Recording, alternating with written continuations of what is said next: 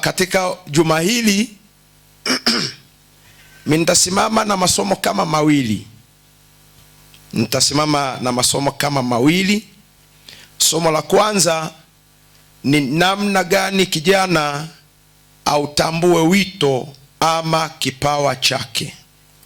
Namna gani kijana autambue wito ama kipawa chake na akisimamie.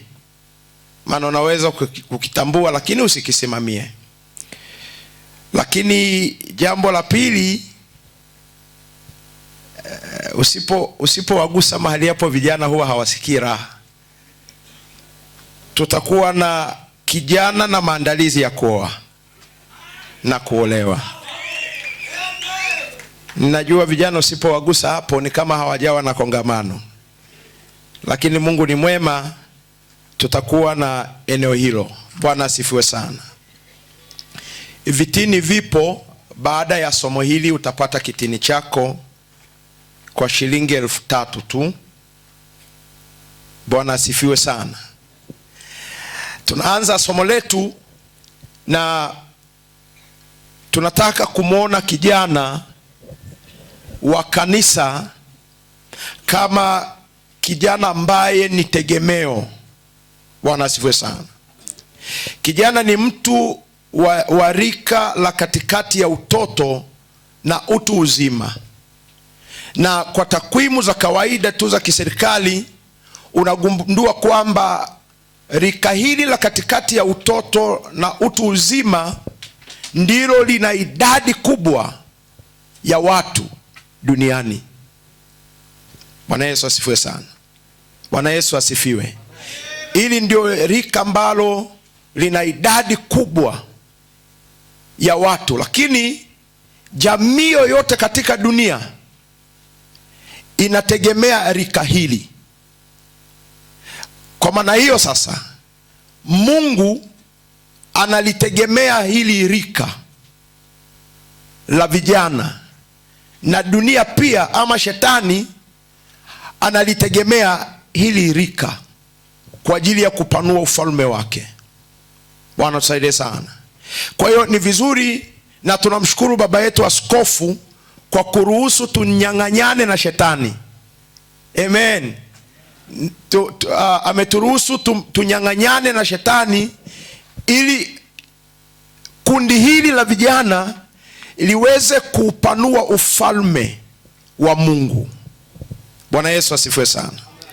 Kwa hiyo kanisa la Mungu linahitaji nguvu ya vijana katika kuliletea maendeleo ya kiroho na ya kimwili. Bwana asifiwe sana. Bwana Yesu asifiwe sana. Katika kitabu cha Yoeli sura ile ya pili mstari wa 28, Mungu alikuwa anazungumza kwa habari ya uamsho wa kanisa, lakini akaweka umuhimu wa kijana katika uamsho. Anasema itakuwa baada ya hayo ya kwamba nitamimina roho wangu juu ya kila mwenye mwili, na wana wenu na binti zenu watatabiri, vijana wenu wataona maono. Sasa tunapozungumzia maono ya vijana, hatuzungumzii ndoto za kumwona binti ama kijana kwa kuoana. Biblia inazungumzia habari za kijana kuwa na mipango mipana ya kuletea Mungu utukufu katika kanisa lake. Haleluya, haleluya. Anasema vijana wataona maono, wazee wataota ndoto. Maana ya kuota ndoto ni ule ujuzi na uwezo walio nao baada ya kupita katika mambo mengi ya kiroho na ya kimwili pia. Kwa hiyo tunaweza kusema kwamba wazee ni supporter wa vijana. Halo, jina la Bwana libarikiwe. Kwamba wazee ni supporter wa vijana. Ndio maana askofu, nimefurahi, aliacha kwenda kwenye kongamano la wanawake, akasema ninawasubiri vijana wangu. Tumpigie makofi askofu wetu, ametuthamini.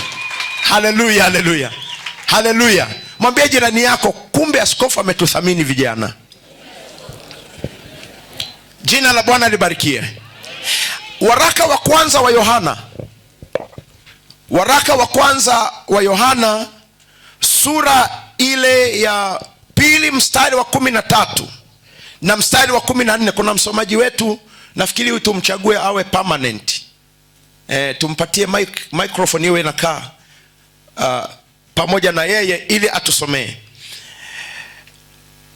Waraka wa kwanza wa Yohana sura ya 2 anzia mstari wa 12 mpaka mstari wa 14.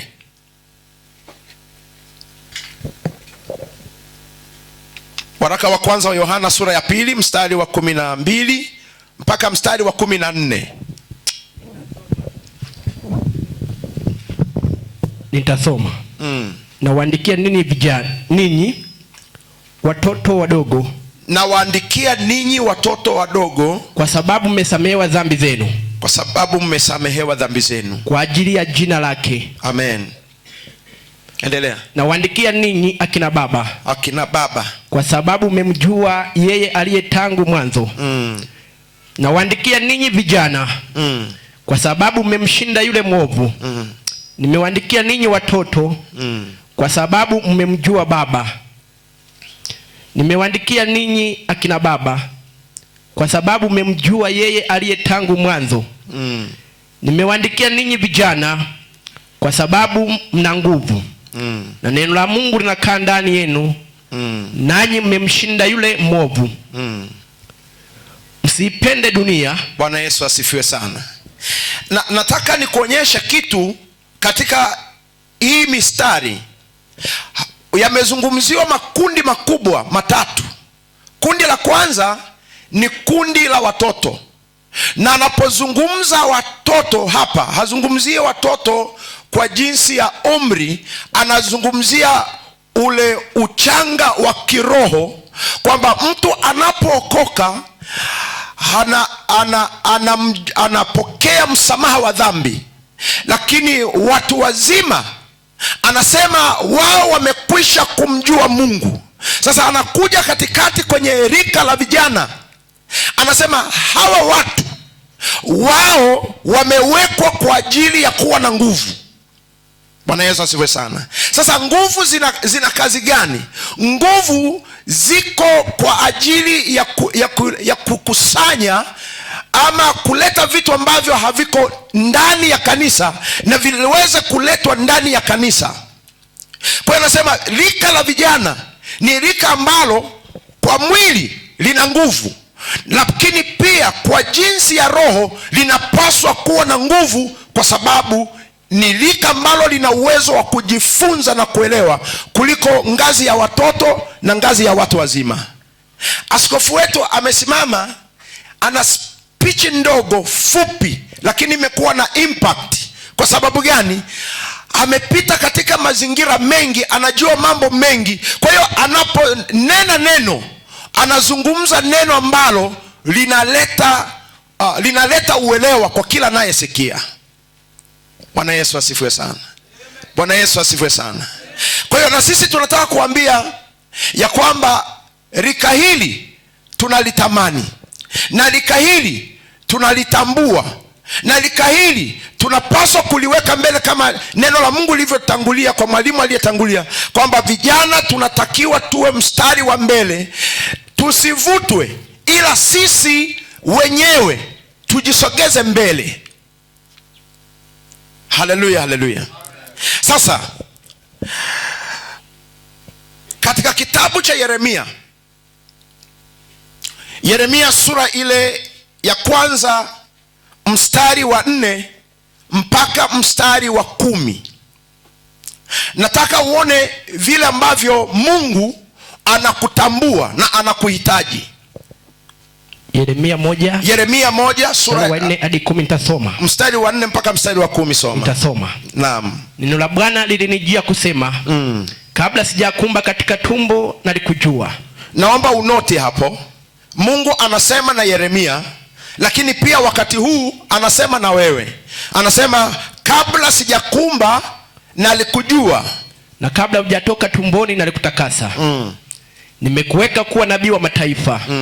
Ndipo niliposema, Bwana Mungu, tazama, siwezi kusema, maana mimi ni mtoto.